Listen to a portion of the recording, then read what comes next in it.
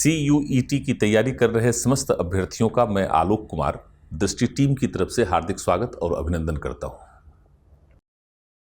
History domain के अंतर्गत कुल 15 यूनिट हैं और 15 में से 4 यूनिट 1 से लेकर 4 तक प्राचीन भारतीय समाज, संस्कृति, राजनीतिक व आर्थिक विकास से संबंधित विभिन्न पहलुओं को केंद्र बिंदु बनाकर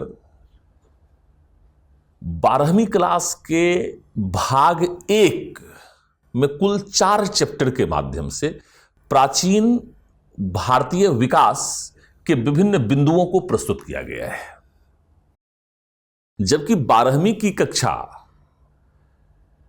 के भाग 2 के अंतर्गत कुल 5 टॉपिक डेडिकेट किए गए हैं और इसमें से सबसे पहला टॉपिक मध्यकालीन समाज के विषय में विदेशी यात्रियों के विवरण के माध्यम से मध्यकालीन समाज को समझने का प्रयास किया गया है। इकाई 10 से लेकर इकाई 15 तक कुल 6 यूनिट के माध्यम से आधुनिक भारतीय इतिहास के राजनीतिक, आर्थिक, सामाजिक, सांस्कृतिक विकास को समाहित करने का प्रयास किया गया है।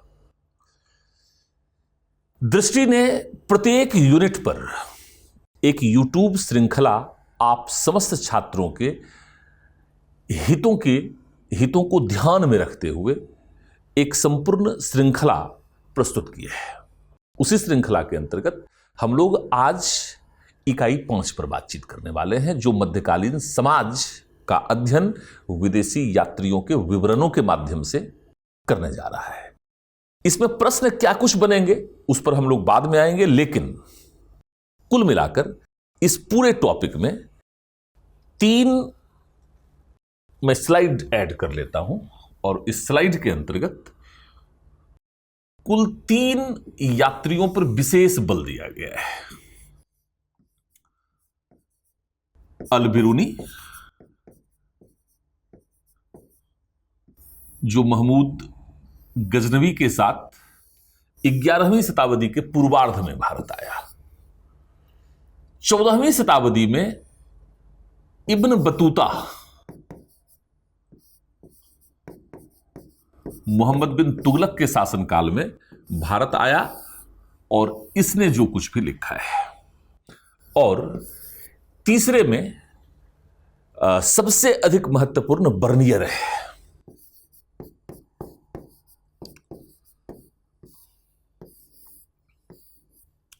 यह 16वीं या 17वीं शताब्दी कहा जाए, 17वीं शताब्दी में यह भारत आया।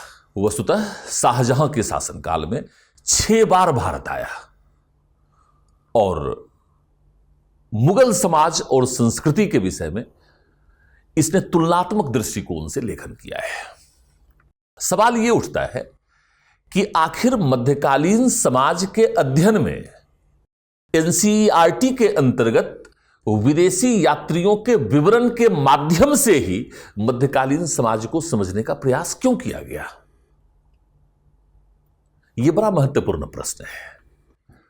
वस्तुतः जब हम अपने समाज के विषय में स्वयं लिखते हैं तो हमारे अपने दृष्टिकोण हैं, हमारे अपने पूर्वाग्रह हैं। वह लेखन हमारे संकीर्ण दृष्टिकोण पर आधारित होता है, जबकि विदेशी यात्रियों के द्वारा प्रस्तुत किए गए विवरण पहली बात तो तुलनात्मक होते हैं, क्योंकि वे एक भिन्न समाज से आए हैं और किसी दूसरे देश में जाकर वहां के समाज को जब वो देखते हैं तो उनका दृष्टिकोण निरपेक्ष होता है। वे किसी विशेष दृष्टिकोण या किसी विशेष पूर्वाग्रह से ग्रसित नहीं होते हैं। साथ ही साथ उनके विवरण संक्षिप्त होते हैं और सारगर्भित होते हैं। कहने का अर्थ यह कि वे समाज की महत्वपूर्ण विशेषताओं या समाज में जो कुछ भी उन्हें विशिष्ट लगा, जो कुछ भी अनोखा लगा, अद्भुत लगा, उसका वो वर्णन करते हैं। अर्थात किसी भी समाज की विशिष्ट विशेषताओं को लिखने, पर उनका मुख्य बल होता है या मुख्य फोकस होता है। साथ ही साथ जिस समाज से वो आए हैं उस समाज से तुलना करके वे भारतीय समाज के विषय में लिख रहे हैं। यह कहीं अधिक व्यापक दृष्टिकोण, कहीं अधिक बेहतर दृष्टिकोण का परिचायक है। इसीलिए एनसीईआरटी में मध्यकालीन समाज के विषय में लिखते हुए विदेशी यात्रियों के विवरण को अधिक महत्व दिया गया है। पहली बात तो यह है। दूसरी बात यह है कि विशेषकर यदि हम अल बिरूनी या इब्न बतूता पर बातचीत करें तो वस्तुतः ये उस इस्लामिक समाज से आए जिनसे भारतीय सभ्यता, संस्कृति व समाज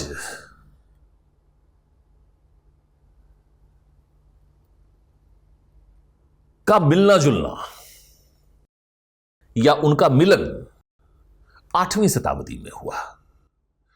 8वीं शताब्दी से लेकर 12वीं शताब्दी तक धीरे धीरे स्नेह इस्लामिक समाज और संस्कृति और भारतीय समाज और संस्कृति के बीच परस्पर मिलन हुआ।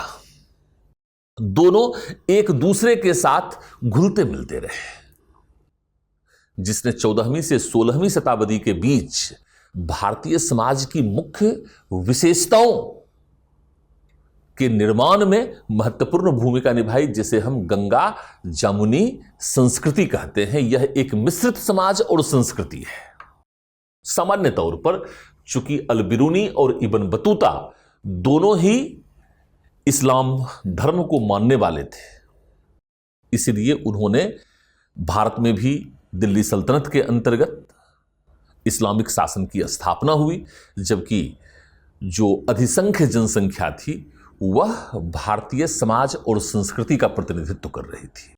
तो इन दोनों के मिश्रण को एक ऐसे विदेशी विद्वान के द्वारा प्रस्तुत किया जाना जो स्वयं इस्लामिक जगत से या इस्लामिक विश्व से नाता रखता हो या संबंधित हो, वह कहीं अधिक बेहतर हो सकता है।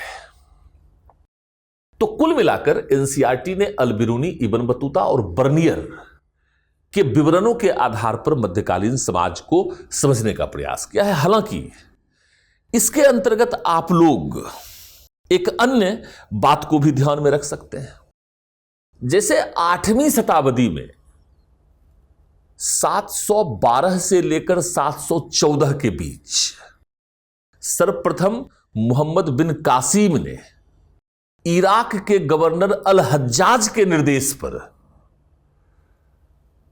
सिंध पर अरबों का अभियान किया या सिंध पर अरबों के आक्रमण को नेतृत्व प्रदान किया और सिंध पर इस्लामिक शासन की स्थापना की। तभी से भारतीय समाज और संस्कृति तथा इस्लामी समाज और संस्कृति के बीच मिश्रण प्रारंभ हुआ।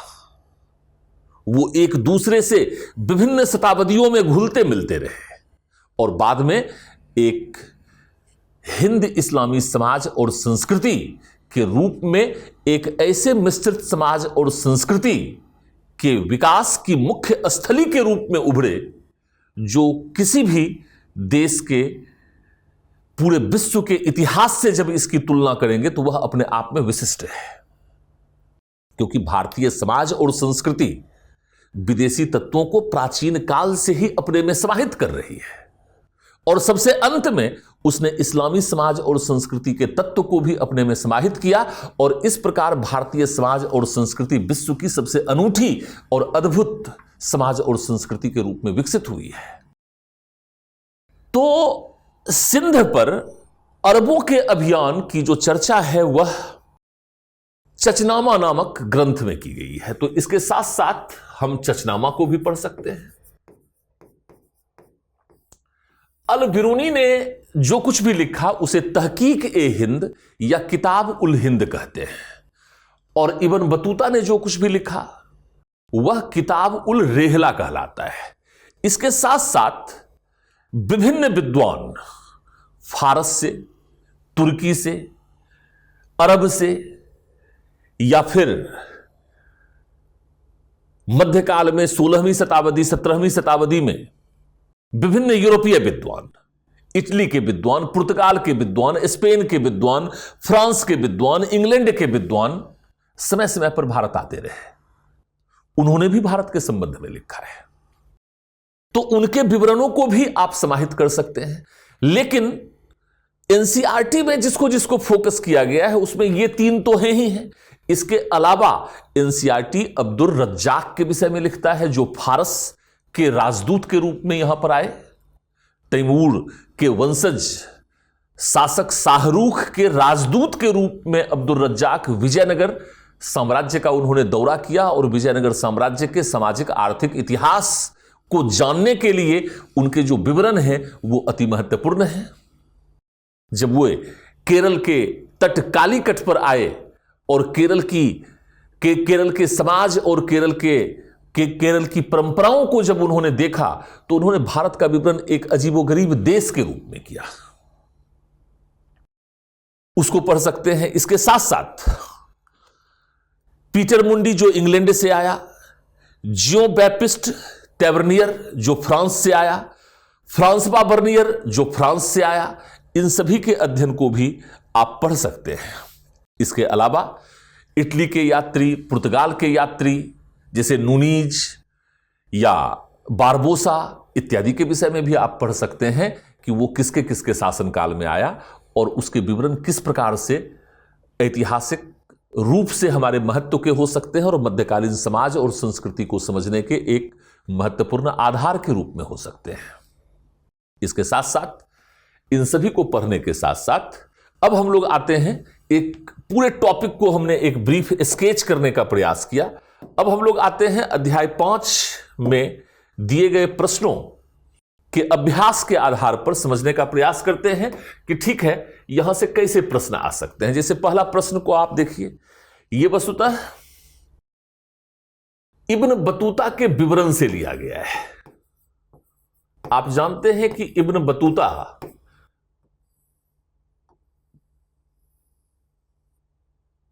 मोहम्मद बिन तुगलक के समय 1333 में भारत आया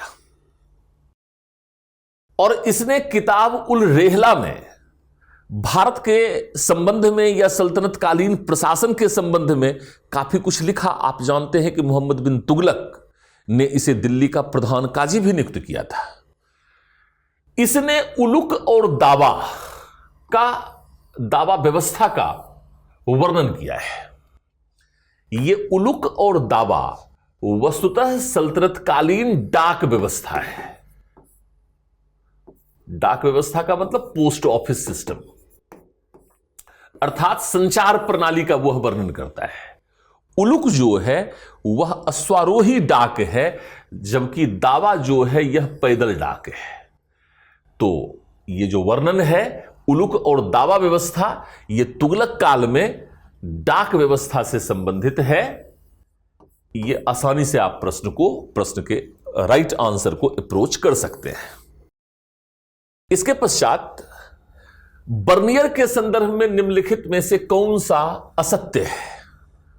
बड़ा शानदार प्रश्न है। कहता है कि बर्नियर ने भारत के विषय में तुलनात्मक अध्ययन किया, अर्थात जब वह भारतीय समाज के विषय में लिख रहा था तो यूरोपीय समाज के साथ तुलना करते हुए वह लिख रहा था। हालांकि बर्नियर का दृष्टिकोण थोड़ा पूर्वाग्रह से ग्रसित भी था। वह भारतीय समाज और संस्कृति को, भारतीय लोगों को यूरोपीय समाज और संस्कृति से निम्न और हेय प्रदर्शित करने पर विशेष बल दे रहा था, लेकिन फिर भी इसके विवरण तुलनात्मक हैं और थोड़ा बेहतर है। तो पहला तो सही है, हमें असत्य कथन ढूंढना है। दूसरा कहता है उसने travels in the Mughal empire लिखा है, पुस्तक लिखा है, यह भी बिल्कुल सही है। तीसरा कहता है कि बर्नियर के अनुसार भारत में निजी भूस्वामित्व का अभाव था, यह भी सही है। अर्थात बर्नियर यह कहता है कि भारत में जो भूस्वामित्व था वो वस्तुतः राज्य का भूस्वामित्व था। इस प्रकार से हमें यह भी पता चलता है कि बर्नियर वस्तुतः मुगल भू राजस्व व्यवस्था को समझ नहीं पाया था। फिर चौथा कहता है कि उसके वर्णन के अनुसार भारत में अमीर तथा सबसे गरीब के बीच एक मध्यम वर्ग के लोग हैं, यही गलत है। भारत में या तो अमीर थे नहीं तो गरीब थे। मध्यम वर्ग तो तब आता है जब उद्योग धंधों इत्यादि का विकास होता है। तो भारत में उस समय उद्योग धंधे अर्थात व्यापार वाणिज्य का विकास बहुत अधिक हो नहीं पाया था। तो या तो गरीब किसान थे या फिर अमीर वर्ग के लोग थे जो शासक वर्ग से संबंधित थे या उच्च प्रशासनिक वर्ग से संबंधित थे। निम्नलिखित में से किस यात्री ने सती प्रथा का बड़ा ही मार्मिक विवरण प्रस्तुत किया है?